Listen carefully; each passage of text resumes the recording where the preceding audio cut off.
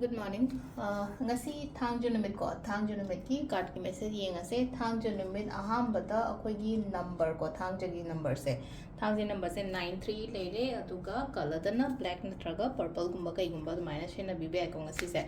ado 93 sina hadi khud oi thangba gumba da maina oi ni biyo ko ado thangju oi banina hadi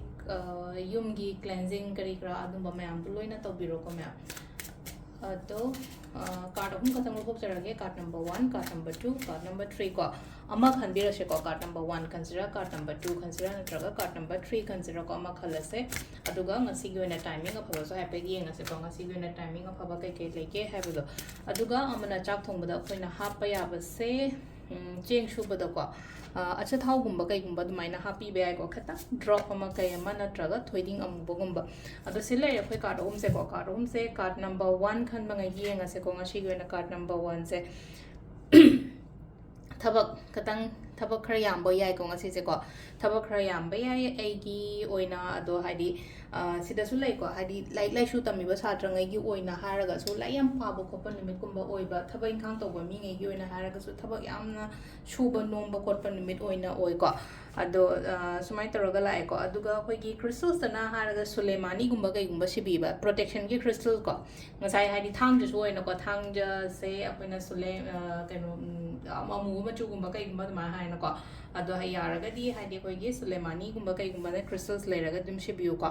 aduga number 2 sina number 2 khanba ngai gi oina haraga di kitang nungai ba numit haibado oira ko oire ko hadi aina ningba aina pami ba kholiba adumba mayam do adugi level do phangba oina lakpo do ko hadi number 2 khanba ngai gi oina haraga di ko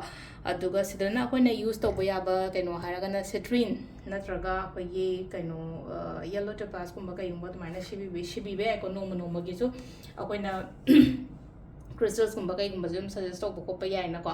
aduga last ki sida le no ko hadi kai no gi na ahum suba sina hadi thabak to matam da ko hadi ngasi kra section khoi jana thabak kumba to ba shoi dana ba shoyo kaina la ko do hadi mistake kumba kai kumba hara sina ko kai shuna ta hisab ta ga hara sina ko hadi hisab pa ba da ko ora se hadi ai mi gi dukan da thabak to bo yaw ko la hisab pa da some kind of mistake kumba kai kumba mai le do na section khoi jana kumba thabai ingkang kumba to bi bo ko ngasi je ko si sina ko gi crystals na moonstone kumba si be ai ko sina koi card ki message le ko timings le ki pung taru ka minute try to idena tare ka minute yang kai ni thoi phang le ko adai mung trama thoi ka minute trama thoi da gi na pung mari ga minute mapan phang le re nung dam gi na manga ga minute ni pung pan dai na pung tare ka minute mapan phang le ko aduga nung dang gi na nipan makhai da gi na pung baro ga minute kun trama thoi phang le re aduga nungalam dai gi na ahum ga minute try thoi de na mari ga minute kun thani thoi phang le ko se sina koi gi ngasi gi oina phaba time ko adu sida le re koi ki daily card message se ma'am thank you